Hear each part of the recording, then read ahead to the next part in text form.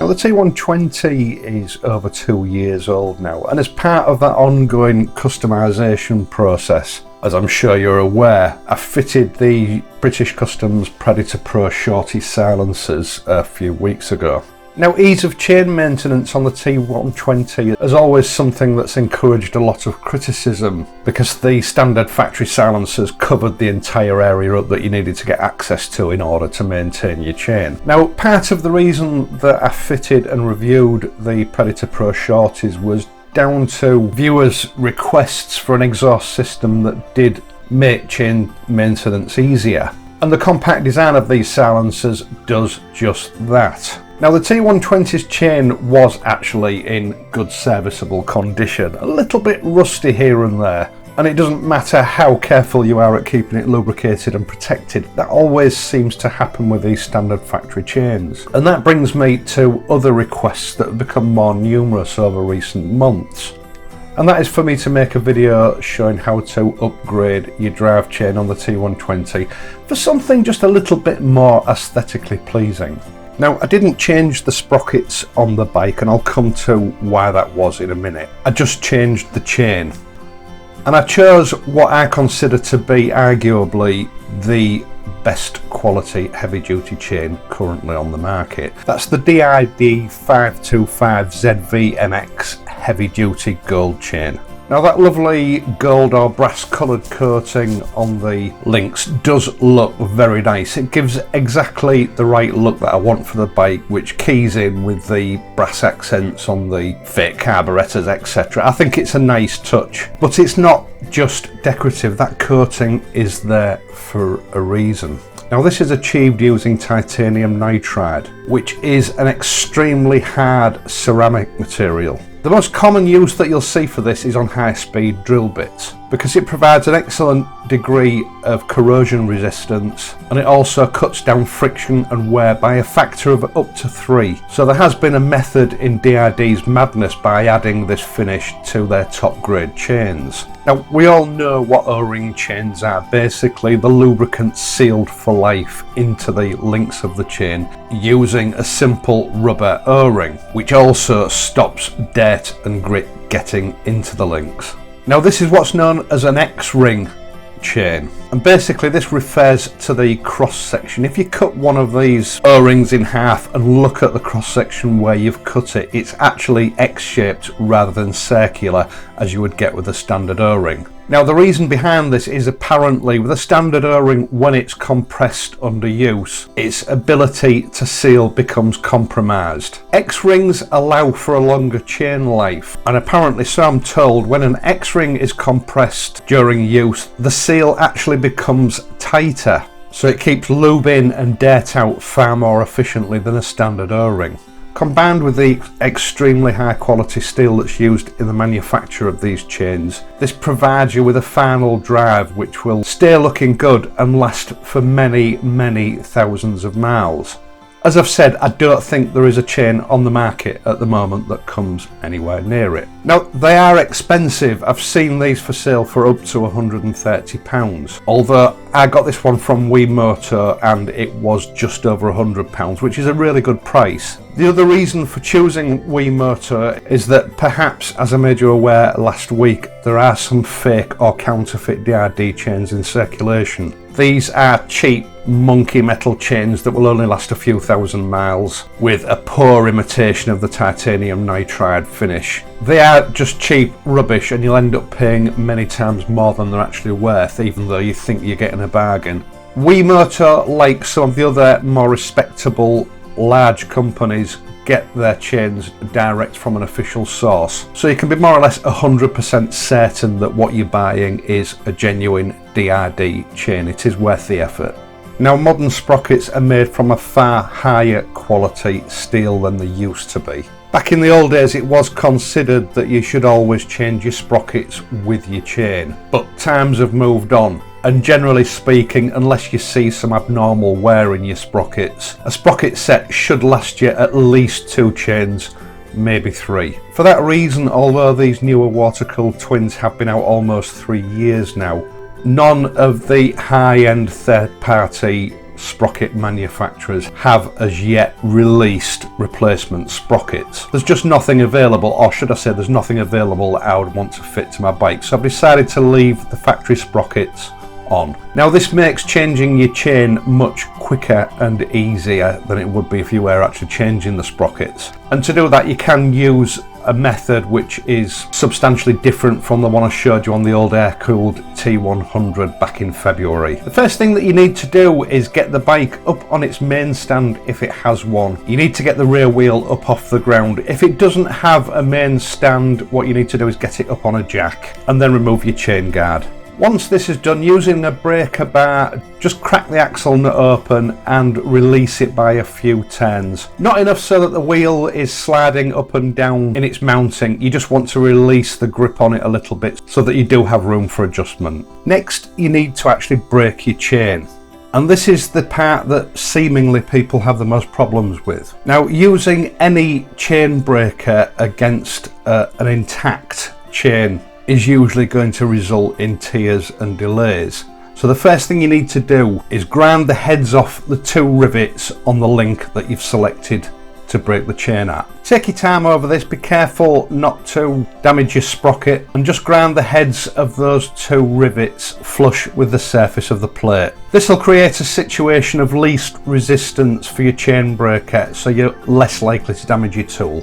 Now the rear sprocket on the T120 is actually slightly smaller than the sprocket carrier, so you need to turn the rear wheel to get your selected link at the bottom run of the chain so that you've got some room to work with your tool.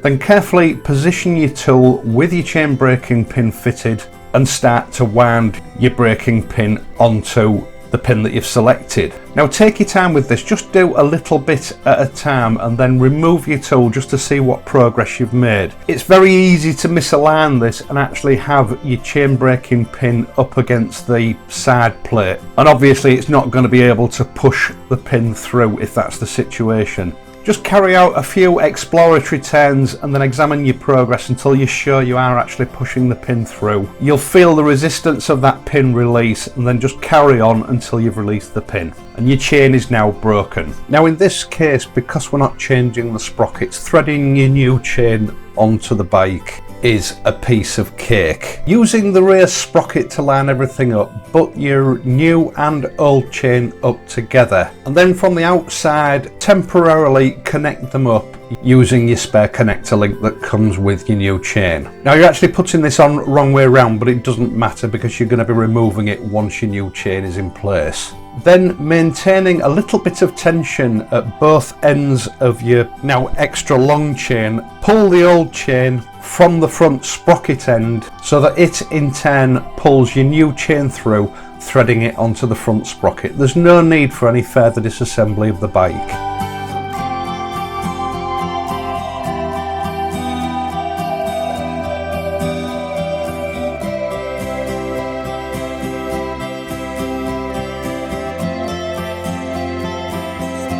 Once your new chain has been entirely threaded onto both sprockets, pull out that connector link and remove the old chain. We don't need that anymore. Now at this point you may need to adjust the rear wheel slightly to get both ends of your new chain to line up so that you can get your connector link on. Now before inserting your connector link in your pack with your new chain, you'll find a little sachet of grease. This needs to be pushed into the hollow roller pins prior to fitting your connection link. Get as much of it in there as you possibly can, then when you push your connector link in, it will displace unneeded grease, but will ensure that you've got exactly the right amount of grease that's needed for proper lubrication during the life of this chain. Now before you put that connector link in, make sure that you fit your two X-rings onto the pins of that link to ensure that it's sealed from the back when the chain's put together. This is going to be a little bit fiddly because it needs to be pushed on from the back so that you can rivet the chain from the front. And as I've said, you can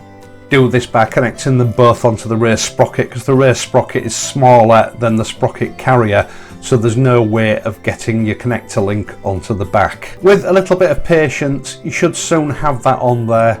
Put your two remaining X-rings onto the ends of the pins and it's time to fit the faceplate. Now you're not going to be able to push this fully into place by hand, you're going to need your pressing tool, which should come with your chain fitting tool. Once again, take your time with this, just do it a little bit at a time. These plates have a habit of not going on straight sometimes, so it does require a little bit of ingenuity to get it on straight and true, so that that face plate lines up perfectly with all the other face plates on the chain. Check it by eye. When you think you've got it right and it's pressed on, use a straight edge to compare it with the links at either side, and once you're happy that it is on straight and it's in as far as it needs to go, it's time to rivet those pesky pins up. Now load your riveting pin into your tool. I think certainly with the cheaper kits you should consider these riveting pins to be disposable, and I would usually count on using at least 2 throughout the procedure. The end of the riveting pins on your tool should be a sort of a dome shape. As soon as they start to deform, they're no longer going to be able to do the job, so it's time to change the pin. If you do use one of the cheaper kits, I would recommend using one that you can easily source replacement pins for, and buy yourself 3 or 4 prior to attempting this job, or alternatively splash out for one of the better kits like your D.I.D chain breaker and riveter.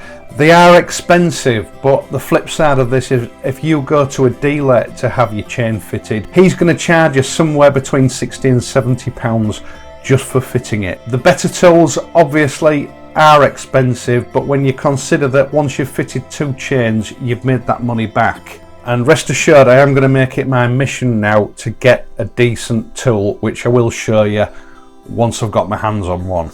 Now again, when it comes to riveting, take your time, no more than a quarter of a turn at a time. Screw your tool in until you feel resistance from the pin, and then a quarter of a turn. Release it and check your progress. It's a good idea to have a set of electronic calipers in order to gauge the distance that you've actually spread that pin out by. We're talking hundredths of a millimetre difference here. When you've finished, it needs to be spread out to a minimum of 5.42 millimetres. Any less than that and the chain might not be safe, but persevere just a little bit at a time. Don't go on it too heavy-handed.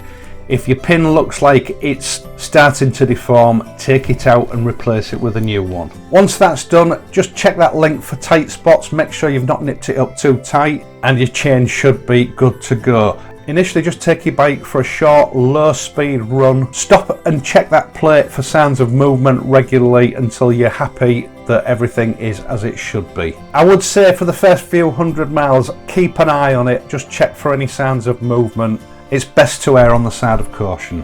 Now once you've adjusted your chain in accordance with your Triumph handbook, your spindle nut should be tightened up to 110 Newton meters. Now personally I really like the look of this chain. I'm really pleased with the conversion that I've done, albeit that it wasn't problem free, as you know from last week's video. These chains give the bike a touch of class and a look of sheer quality. Right, that's all I've got time for in this video. I'll leave a link for Wimoto's website for this chain in case you'd like to have a look. I hope you've enjoyed this video and that you found it useful. If you have enjoyed it, please leave a like and subscribe to this channel. I will be back on Friday, so until then, please ride safely and I'll see you soon.